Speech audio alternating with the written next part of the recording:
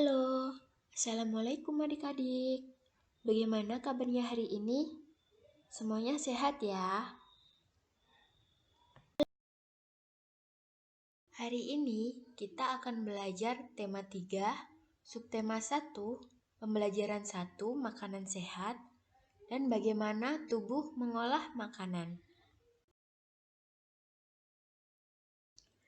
Tujuan pembelajaran 1. Dengan mengamati gambar iklan media cetak, siswa mampu mengidentifikasikan kata kunci pada iklan media cetak. 2. Dengan menuliskan hasil pengamatan terhadap iklan media cetak dalam bentuk peta pikiran, siswa mampu melaporkan hasil pengamatannya. 3. Dengan mencermati teks bacaan yang disajikan, siswa mampu menemukan informasi tentang organ-organ pencernaan hewan. 4. Dengan berdiskusi dan mencari informasi dalam kelompok, siswa mampu menjelaskan organ-organ pencernaan hewan dan fungsinya.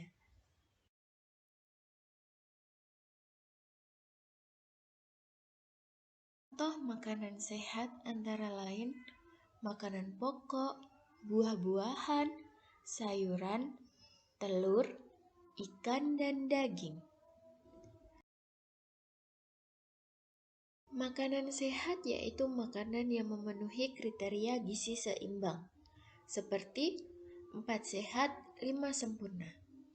4 sehat, 5 sempurna yaitu makanan yang mengandung karbohidrat, protein, lemak, vitamin, mineral, dan kalsium. Untuk karbohidrat, di sini terdapat kentang, beras, nasi gandum, dan masih banyak lagi. Untuk sayuran, itu ada brokoli, tomat, wortel, dan lain-lain. Untuk buah-buahan, itu ada alpukat, pisang, semangka, dan masih banyak lagi. Untuk protein nabati, ada keju, tahu, kedelai, dan tempe. Untuk protein hewani, ada ikan, telur, dan masih banyak lagi. Selanjutnya, ada garam dan gula, sedikit saja, jangan banyak-banyak. Lalu ada lagi lemak dan minyak.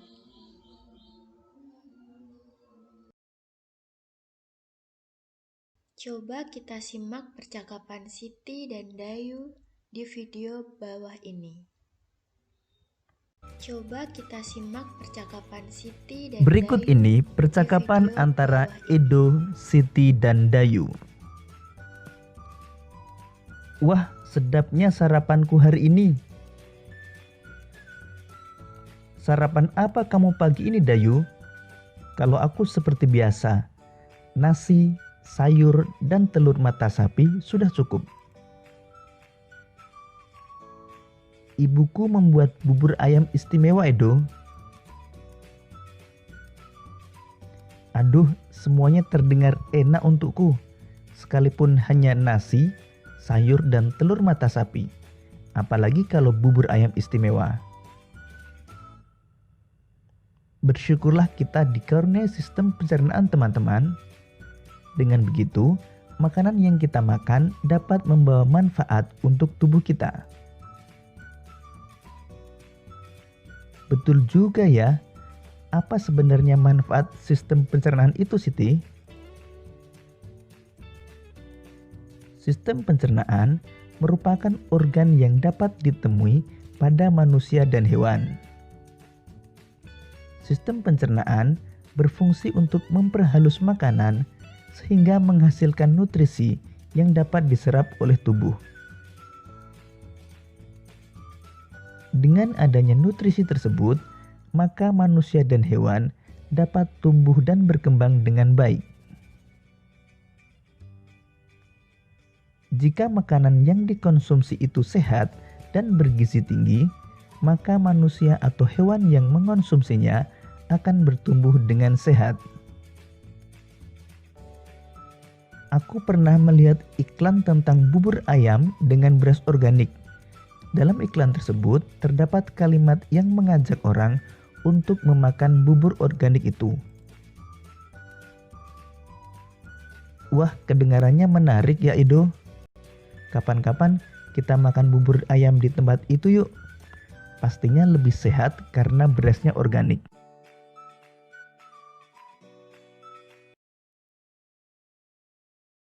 Makanan sehat penting bagi tubuh kita.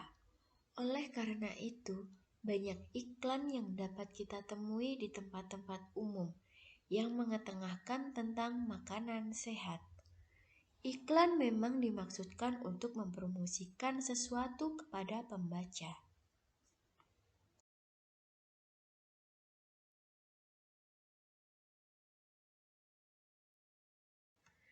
Perhatikan 3 contoh iklan di bawah ini. Kalimat-kalimat yang umumnya digunakan oleh bahasa iklan adalah kalimat yang menarik atau kalimat yang mengajak pembacanya untuk mengikuti apa yang disarankan oleh pembuat iklan. Sekarang kita amati kalimat pada 3 iklan di atas. Kemudian kita temukan gambar dan kalimat apa yang terdapat pada ketiga iklan tersebut. Dalam ketiga iklan tadi, aku menemukan gambar dan kalimat. Untuk iklan yang pertama, yaitu gambar irisan buah. Tulisan yang aku lihat, yaitu makanan sehat dan bergizi. Solusi untuk hidup sehat dan awet muda. Untuk iklan yang kedua, gambar seorang anak menyantap buah semangka. Tulisan yang aku lihat, makanan sehat dan bergizi penting untuk pertumbuhan otak anak Anda. Untuk iklan yang ketiga, gambar sayur dan buah-buahan. Tulisan yang aku lihat, cintailah jantung Anda, konsumsi sayur dan buah segar. Manfaat prima dengan rasa yang dahsyat. Dalam sebuah iklan pasti ada kata kunci.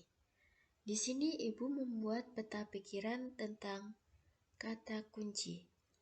Kata kunci adalah sebuah kata atau konsep yang memiliki keistimewaan. Maksudnya, kata apapun yang digunakan sebagai kunci dan kode atau untuk menghubungkan dari kata ke kata lain atau informasi lain disebut kata kunci. Ciri-ciri sebuah kata kunci. 1. Terdiri dari 1 atau 2 kata yang membentuk frase. 2. Mengandung kata yang unik yang terdapat dalam sebuah bacaan. 3. Mewakili sebagian besar atau keseluruhan topik atau konsep atau informasi dari sebuah bacaan. Kata kunci yang aku temukan dalam iklan adalah pentingnya makanan sehat dan bergizi. Alasanku memilih kata tersebut sebagai kata kunci iklan karena kata tersebut mewakili kunci utama atau informasi utama dalam sebuah iklan. Dengan menemukan kata kunci pada iklan-iklan makanan sehat, kita jadi tahu bahwa masyarakat kita sudah banyak yang mengetahui tentang pentingnya makanan sehat. Penyempurna makanan sehat adalah susu.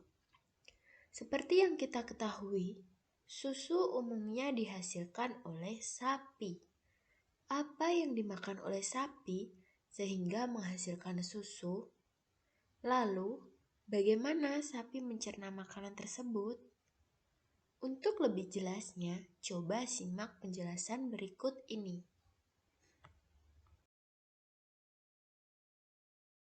Sistem pencernaan hewan ruminansia. Hewan ruminansia adalah kelompok hewan mamalia yang bisa memamah atau memakan 2 kali dan dikenal dengan hewan memamah biak. Contoh hewan ruminansia adalah sapi, kerbau, rusa, domba, kambing, dan kijang. Sistem pencernaan hewan ruminansia lebih kompleks dibandingkan pencernaan hewan lainnya. Pada hewan ruminansia, terdapat 4 bagian lambung dengan fungsi yang spesifik. Selain itu, pencernaan makanan pada hewan ruminansia dibantu oleh beberapa mikroba, seperti bakteri dan protozoa. Mikroba tersebut dapat membantu dalam mencerna rumput. Sekarang coba simak video penjelasan pencernaan hewan ruminansia di bawah ini. Kita akan belajar tentang sistem pencernaan makanan hewan ruminansia. Di bawah ini. Apa itu hewan ruminansia? Apa kalian tahu? Hewan ruminansia adalah kelompok hewan mamalia yang biasa memamah atau memakan 2 kali dan dikenal dengan memamah biak. Contoh dari hewan ruminansia di antaranya adalah sapi, kerbau, rusa, domba, dan kambing. Selanjutnya, kita akan membahas sistem pencernaan dan organ pencernaan pada salah satu hewan ruminansia. Yang akan kita bahas adalah organ pencernaan pada sapi. Organ pencernaan pada sapi diantaranya yaitu gigi. Gigi seri yang berguna untuk memotong makanan. Gigi geraham untuk mengunyah makanan. Kemudian ada lidah. Lidah ini berfungsi untuk merenggut rumput atau makanan dan mendorong makanan yang sudah dikunyah menuju lambung. Kemudian ada saliva. Saliva merupakan cairan atau enzim khusus yang dihasilkan oleh kelenjar khusus pada sapi yang kemudian disalurkan ke rongga mulut. Saliva ini berperan dalam proses pencernaan kimiawi. Dan yang terakhir ada lambung. Lambung sapi dibagi menjadi 4. Yang pertama yaitu rumen, yang kedua omasum, yang ketiga abomasum, dan yang terakhir yaitu retikulum. Masih ingat apa saja tadi lambung sapi? Ya, rumen atau perut besar, retikulum atau perut jala, omasum atau perut kitab, dan abomasum atau perut masam. Kita akan bahas satu persatu. Yang pertama yaitu tentang rumen atau perut besar. Rumen merupakan tempat terjadinya pencernaan dengan bantuan mikroba atau bakteri. Pada rumen, makanan dicerna hingga menjadi bubur dengan gerakan mengaduk oleh dinding rumen. Saat sapi beristirahat, makanan akan kembali ke mulut dan dikunyah kembali. Kemudian, di retikulum, makanan difermentasi kembali dengan bantuan bakteri anaerob dan protozoa. Pada bagian ini terjadi proses absorpsi atau penyerapan dan penyaringan benda asing yang masuk bersama makanan sehingga tidak masuk ke omasum. Nah, di omasum, makanan dicerna dengan bantuan enzim pencernaan. Kemudian ada abomasum. Nah, abomasum ini yang sebenarnya disebut dengan lambung. Di sini makanan dicerna dengan bantuan enzim pencernaan pepsin yang dihasilkan oleh abomasum. Sistem pencernaan pada sapi yaitu makanan atau rumput dikunyah di dalam mulut. Kemudian dilanjutkan melalui esofagus untuk disalurkan ke lambung. Dari esofagus, makanan menuju ke rumen. Proses yang terjadi di rumen yaitu makanan dicerna hingga menjadi bubur dengan bantuan gerakan mengaduk oleh dinding rumen. Dari rumen, makanan akan dilanjutkan atau akan dikembalikan lagi ke mulut untuk dikunyah kembali. Setelah dikunyah, makanan akan diteruskan menuju retikulum. Pada retikulum, makanan difermentasi dengan bantuan bakteri anaerob dan protozoa. Terjadi proses absorpsi dan penyaringan benda-benda asing yang masuk bersama makanan sehingga tidak masuk ke omasum. Dari retikulum, makanan akan dilanjutkan ke omasum. Dari omasum, makanan dilanjutkan ke abomasum. Pada abomasum, makanan dicerna dengan bantuan enzim pencernaan pepsin yang dihasilkan oleh abomasum itu sendiri. Setelah makanan dicerna di abomasum, makanan akan dilanjutkan ke usus halus.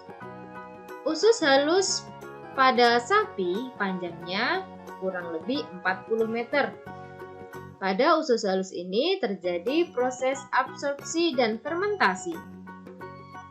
Selain itu, terjadi juga penyerapan sari-sari makanan, yang kemudian makanan akan dibuang melalui anus. Itu tadi sistem pencernaan pada hewan ruminansia, yaitu sapi. Sekian yang bisa Bu Enda sampaikan. Terima kasih hari ini. Semoga apa yang Bu Enda sampaikan bermanfaat untuk kalian semua. Tetap semangat belajar. Bu Enda akhiri. Wassalamualaikum warahmatullahi wabarakatuh.